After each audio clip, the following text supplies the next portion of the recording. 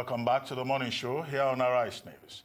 Hajia Mairo Tambuwal is the wife of Aminu Waziri Tambuwal, the governor of Sokoto State in northwest Nigeria. She has followed the tradition of first ladies in Nigeria by launching a foundation called Nwach Legacy Initiative to serve as a platform for enhancing the welfare of women and children in Sokoto State. In June last year, she was by her husband's side as he flagged off the reproductive, maternal, newborn child, adolescent health plus nutrition project in the state.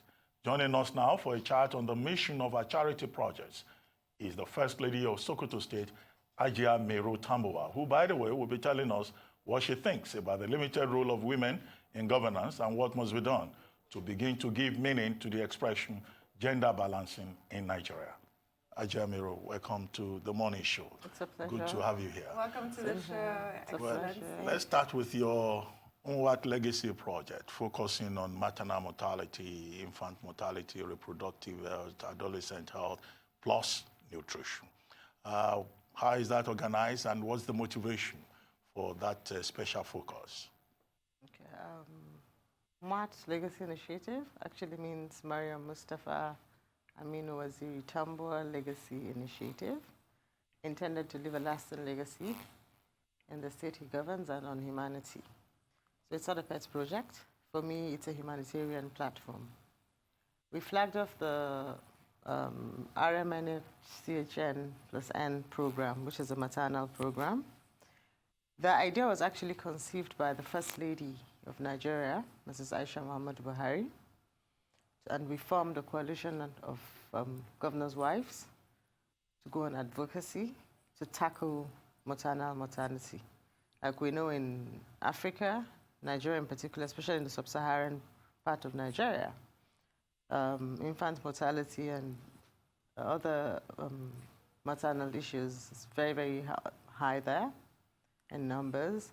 So we decided to form what we call the Governor's Wife Coalition Advocacy Group.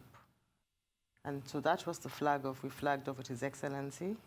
And then His Excellency, my Right Honorable Aminu Waziri Tambuwal, my husband, had passed a bill on contributory health scheme. So we just synergized and flagged it off to see how we can help, you know. Then we're trying to also break barriers. Because in the rural areas, we have challenges of women not being open to delivery in hospitals. So we had to come up with solutions in collaboration with the Ministry of Health on the state level to revamp primary health care centers, you know, to counsel those women, educate them so they understand, you know, that they have alternatives if they want to give birth in the jacuzzi and the bathroom. No, seriously, you know, that's the whole idea. You know, infant mortality is something that is really a conversation being held and will continuously be held. Absolutely, but still on health, you tell us about your recent investiture as a world ambassador for Hepatitis Zero World Eradication Day, and what do you have planned for World Hepatitis Day on Sunday? Okay, World Hepatitis Day comes up every July 28th. What we're doing on Sunday, hopefully, is to provide free counseling, free testing, and counsel and create more awareness on hepatitis. What is the scale of the problem in Nigeria? Well, WHO says it's about 150 million thereabout. People suffer from it. And I would mention an instance where a very good friend of mine went for a thorough checkup in a very renowned and good hospital. After the checkup, when his results came out, and the doctor said to him, "You had hepatitis, but it's been cured on its own." So you see, there are different types of hepatitis. There's A, B, C as in category. And then they have similar symptoms with HIV and tuberculosis, you know. So a lot of our people don't even realize that they are either hepatitis patients or have tuberculosis or HIV. And sometimes they're misdiagnosed and have, you know, the damage from misdiagnosis on the wrong medication. So our plan is to create more awareness on hepatitis. The ambassadorship as a global project it's humbling to say, um, it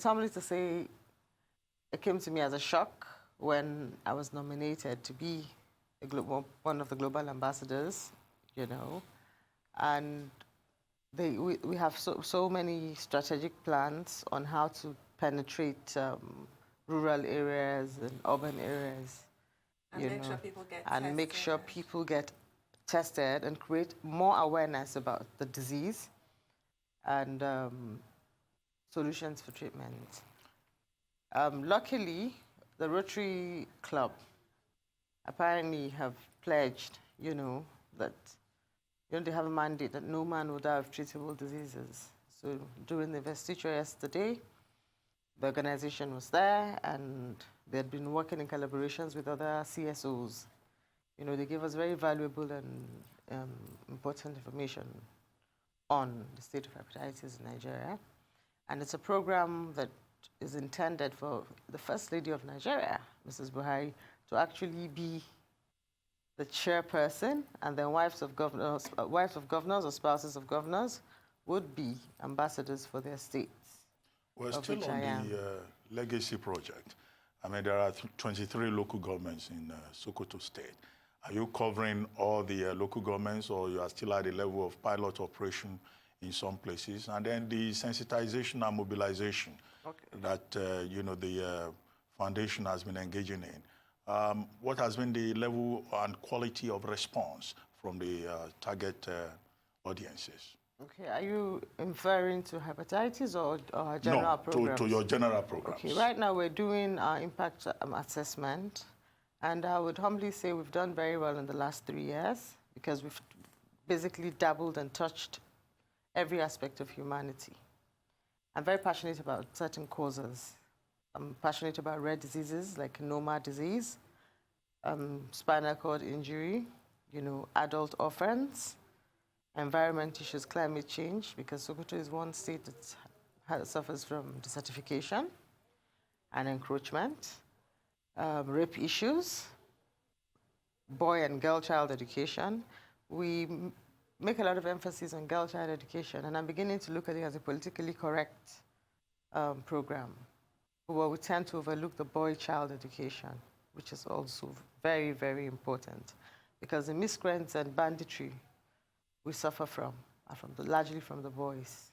So something has to be done, but the entire world is focused on the girl child and the girl child and the girl child. And the narrative has to change, in my opinion, to both gender, the boy and the girl child. I completely agree with you. Women's issues, girls' issues were neglected for so long, for generations.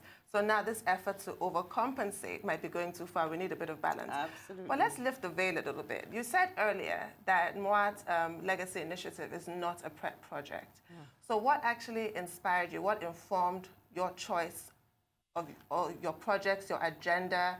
How do you fund your projects? Let us into what it takes. I think it started from a very young age. I'd always been very humane, if I may use that word. Going for exchange programs, doing things with Red Cross, those days being in the Brownies, the Girls Guide. So there had always been, even the Rotary, as kids, there had always been that willingness and zeal to help around. And then in my career path, I was privileged to work and implement some CSR humanitarian projects, And then at some point in my life, it was very dark. 8 years ago when I lost my mother, I went into a depression. And, it gave me a different perspective of life, deep reflections, and thought of what really matters. And I'd always hoped I'd get a platform. And fortunately, being a spouse of a public servant, it gave me a bigger platform to be able to express myself and impact on lives. How do you fund your projects? Through self-sponsorship, some financial assistance from development partners, sometimes collaborations, because major projects of ours have been collaborative, and then We're in talks with several other donor and development partners who want to. Let's talk politics. You are the daughter of a prominent politician, and now you are the wife of also a prominent politician. So, I mean, politics is something you grew up with. Now, when you look around the Nigerian landscape and what happened in the last elections, what's your assessment of the performance of women? Do you think that we have fewer women because the women themselves are not putting in enough, or because the system is still too patriarchal and anti-women, if I may use that phrase? Okay. I'll start with my background, like you said. I grew up in a political family, and The PRP, right? the PRP. Actually started from the old NAPU. Okay, okay. That's And the original then, platform. Yes, and then the PRP. And my father's sister was the first female House of Reps member in the country at the time. This was 83. My dad was in the Parliament of 83. She was the first at 83 before the collapse. Before the collapse, you know. And at the time, the NEPO agenda was on the girl, child, and women empowerment. It wasn't a problem. Renaissance times, we're reading and we're discussing the Berlin Conference declaration of 35% affirmative action. But if you ask me, our men are not ready, with due respect. The last elections was a bit disappointing for me because there were quite a lot of competent women who came out and vied for positions, but unfortunately they didn't make it. From observation, I think access to funding, election and electioneering in Nigeria is very expensive. So that was a challenge for the women. Dogmas and some cultural myopism, if I may say, is also a challenge. You know, there were so many women I hoped and wished we would see, you know, in Parliament, who would pass bills, you know, that will support the women folk, motherhood, you know, because only a woman can truly understand the problems of women.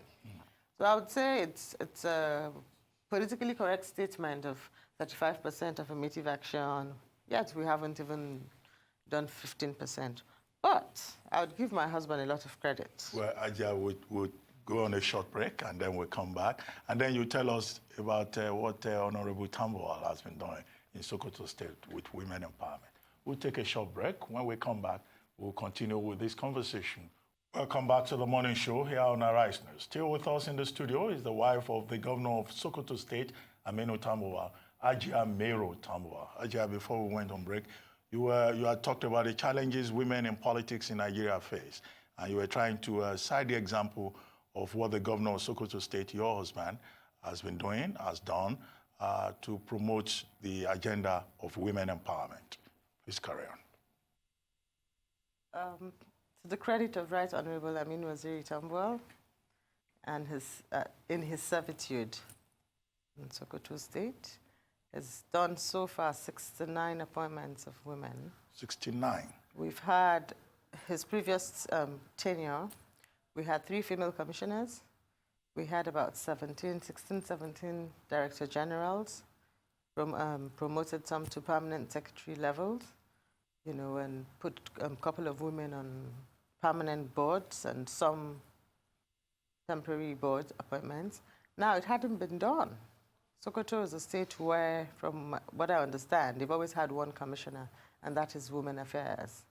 But he came up, you know, with a commissioner for education in his last tenure, who is now the commissioner for social welfare, because the mandate for social welfare, you know, he has very big dreams, you know, on how to govern and impact on the lives of all. So yes, I would say he's trying to keep up to the affirmative action. But like, you know, there are always like cultural bureaucracies. Yeah. And our women in Sokoto have been very determined to be included in governance. They've applauded him, yet they make their demands. And I think with the pressure, he's going to bow into their demands and give more women portfolios in Sokoto. Nice. I know apart from the political aspect, you're also passionate about affirmative action economically. I've always known you to have a strong entrepreneurial background, and that you really strongly feel that women need to be doing a lot more in terms of making strides in business, in creating legacies for their children and what have you. Let's talk about where we stand now in terms of where women are now and what the government can do to possibly, make life a little easier for women. I think basically we just need an enabling environment. I remember when I formed my company in 2006, after I had left my paid employment. This day was one of my first clients because I did the first residential poll, and then I launched the first telemarketing at the time. Now, the challenges that we faced was the brutality from the banks. You have a competitor who you're both looking for financial support, and then they want to give it to your male counterpart as against you, the woman. I've seen a lot of entrepreneurs rise, grow their businesses, but we can do better. We're beginning to see, we've been seeing women rising in the banking sector, which is a good one. We're seeing women rising in certain sectors, and certain sectors they're not. Women need to be supported properly, beyond just being mothers. Yes, being a mother and a housewife is a full-time job. But then social entrepreneurship, network marketing, online entrepreneurship is something that government has to, bring out as a project or pass a bill on, with very good incentive plans. So I'll give you an example. Okay, sorry, like in South Africa, to be precise, I think Cape Town, there's I think the Muslim community there in certain households who don't want their wives to be business women, They're on a particular salary. I think there's a percentage that they're entitled to every month. And then they're allowed to just do the online business. So yes, there are different modalities that can be adopted. Women are doing well. But the controversies around our success or the woman's success in the economic world is a challenge. Look at what happened, for instance, the lady who was nominated for CBN and all the controversy. Look at the lady who was nominated for, I think it was ICPC as well, with all the controversies. As to look at the lady who was aspiring for speakership. Look at what happened to our previous Madam Speaker, Right Honorable Patricia Ete. So we're looking at political constraints, economic constraints, cultural synergy, constraints. Synergy, Let me throw something into the mix. Yeah. Now, in my view, women seem to be doing very well in business. That's why we have a strong platform like WIMBIS and women dominating formal trade. There's even a whole book on it, Women and Work, in West Africa and all of that. But the arena where there is serious problem is representation in public life, in politics. Decision-making positions. Now, earlier on you said men don't seem to get it. You seem to have blamed men. But there are some people who say that women are their own worst enemies. They say that women do not support women. Majority of voters in Nigeria are women. On election day, it's the women that go out. But the women, rather than support their own, they will prefer to vote for men. What do you think is responsible for this? That I would also agree with you. But then, I think there's a lot of emphasis on that because we're chatty and noisy. Men can be more matured, Yes, sometimes women don't support women. But you won't blame women, a mother of 5'10", who a week to elections or a day to elections is paid some amount of money that she needs to sustain her household. Not many are principled. Poverty is one of the major issues why women don't support women. And naturally, there's the issue of perhaps ego. Some will say envy. I don't want to look at it from that perspective, though. I like to look at the socio-economic challenges of people and the choices they make.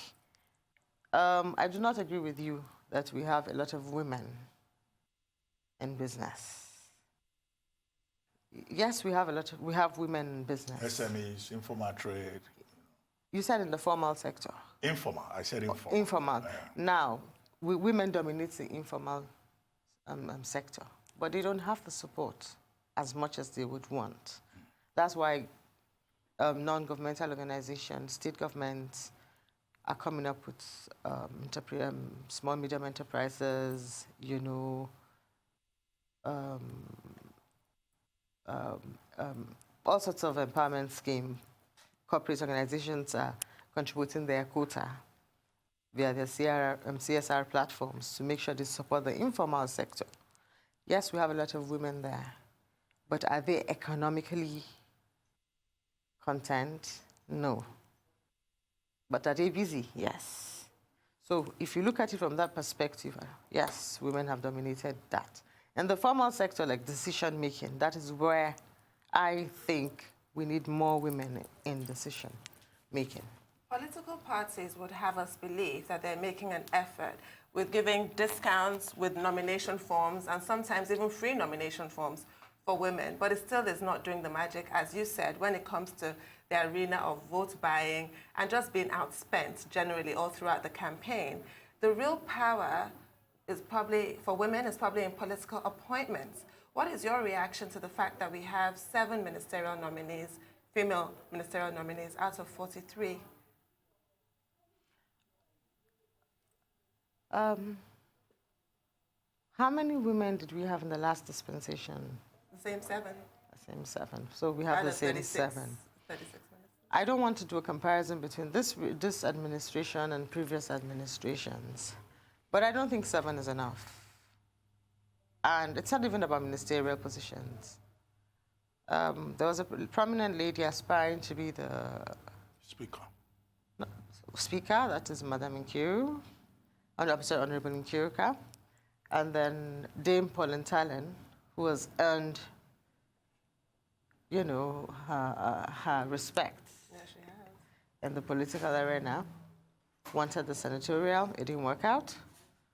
Groups of women mobilized and came out and said, you know what, let her be the new SSG. It never happened. So for me, that got me thinking, okay, why wouldn't a woman be an SSG? Why not? You know, it got me thinking, because that is the key area of decision making. The engine room. The engine room of government, the of government, yes. You know, and especially a woman like her, who took a platform to a state where she was a deputy governor from nothing. She was the first. Female deputy governor in Nigeria. She had a heated political fight with her governor, and launched the ACN platform at the time there, metamorphosed into CPC, subsequently APC. So I think she's done very well. The last time she was offered an ambassadorial position, which for me could be a retirement appointment, and she opted no because she had to look after her husband. So I don't think, well, the administration has done well, but they can do better. Yes, you're quite correct about that. I would have loved to ask you, but we don't have much time again, how it feels to be the wife of a serving governor.